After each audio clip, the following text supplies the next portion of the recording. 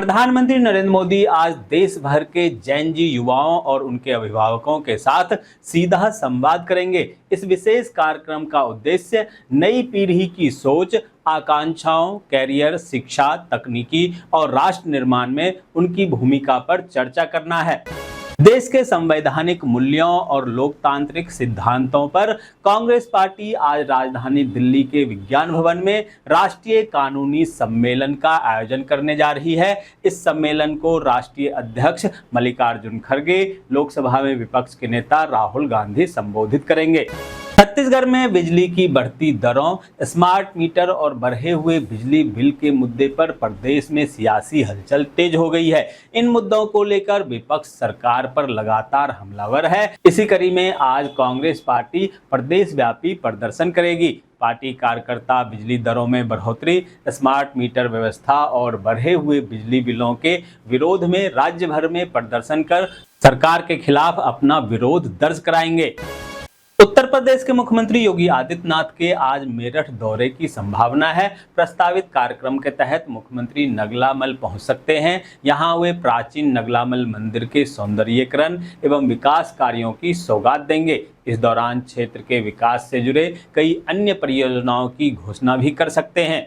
बिहार के मुख्यमंत्री सम्राट चौधरी के अभिनंदन एवं स्वागत समारोह को लेकर तैयारियां तेज हो गई है। जहां आज पटना स्थित श्री कृष्ण मेमोरियल हॉल में आयोजित होने वाले इस भव्य कार्यक्रम में प्रदेश भर से भाजपा पदाधिकारी, जनप्रतिनिधि और कार्यकर्ता शामिल होंगे। कार्यक्रम के दौरान मुख्यमंत्री सम्राट चौधरी का नागरिक अभिनंदन किया जाएगा।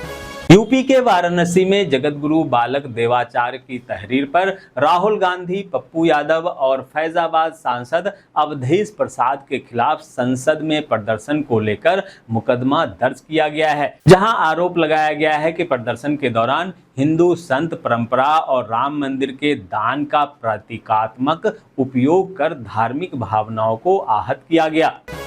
बिहार के बांकीपुर उपचुनाव के बाद प्रशांत किशोर ने पटना के एसएसपी पर चुनाव प्रक्रिया प्रभावित करने और कार्यकर्ताओं को गलत तरीके से गिरफ्तार करने का आरोप लगाया।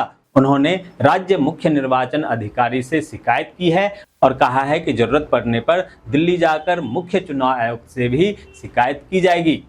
नमस्कार, मैं हूं नीरज कुमार और आप देख रहे हैं मोबाइल न्यूज 24।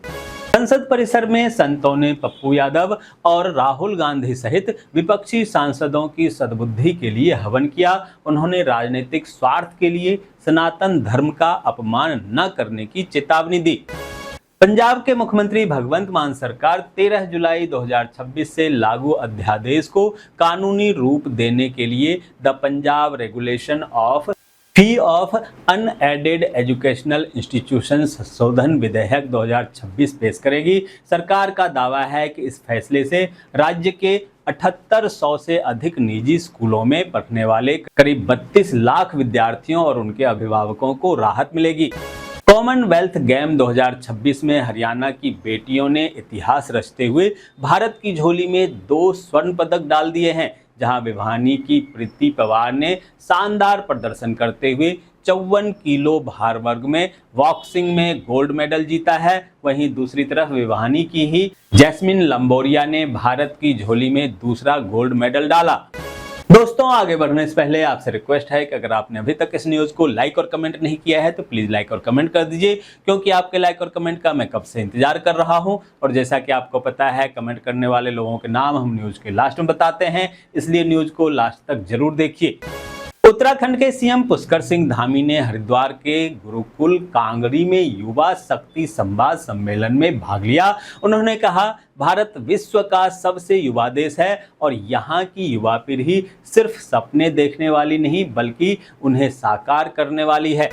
झारखंड कर्मचारी चयन आयोग जल्दी ही जेलों में पारा चिकित्सा कर्मियों की नियुक्ति परीक्षा का परिणाम जारी करेगा। आयोग ने मॉडल उत्तरों पर आई सभी आपत्तियों को गलत बताते हुए खारिज कर दिया है।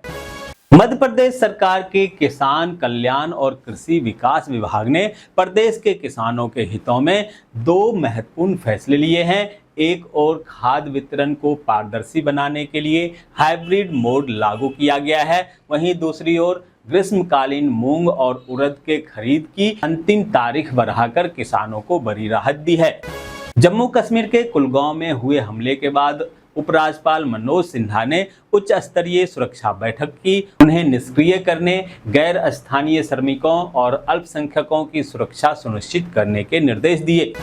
केंद्रीय गृह मंत्री अमित शाह ने पुणे में राष्ट्रीय सुरक्षा सलाहकार अजीत डोभाल को लोकमान्य तिलक राष्ट्रीय पुरस्कार 2026 से सम्मानित किया। इस अवसर पर शाह ने डोभाल की जमकर तारीफ की और कहा कि 2014 के बाद से प्रधानमंत्री नरेंद्र मोदी द्वारा लिए गए हर बड़े राष्ट्रीय सुरक्षा फैसले के पीछे डोभाल की अहम भूमिका रही है।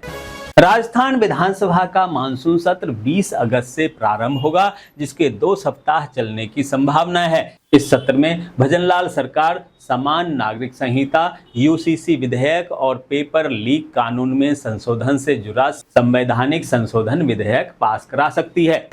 पटना हाईकोर्ट में असिस्टेंट के पदों पर भर्ती के लिए आधिकारिक अधिसूचना जारी की गई है। इच्छुक उम्मीदवार ऑफिशियल वेबसाइट पर जाकर 27 अगस्त तक आवेदन कर सकते हैं।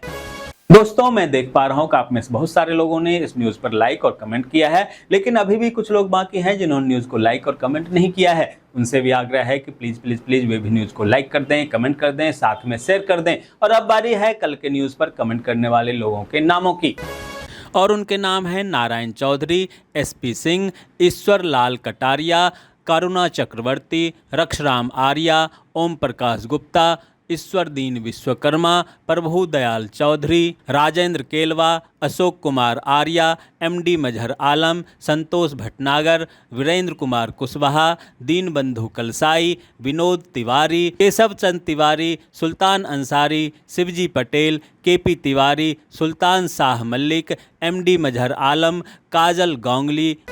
तो ये थी आज की ताज़ा तरीन खबरें। ऐसे ही खबरों से अपडेट रहने के लिए चैनल को सब्सक्राइब कीजिए, नोटिफिकेशन बेल को दबाइए, वीडियो को लाइक कीजिए और ज़्यादा से ज़्यादा शेयर कीजिए, ताकि आप और आपके जानने वाले रह सकें देश और दुनिया के तमाम खबरों से अपडेट।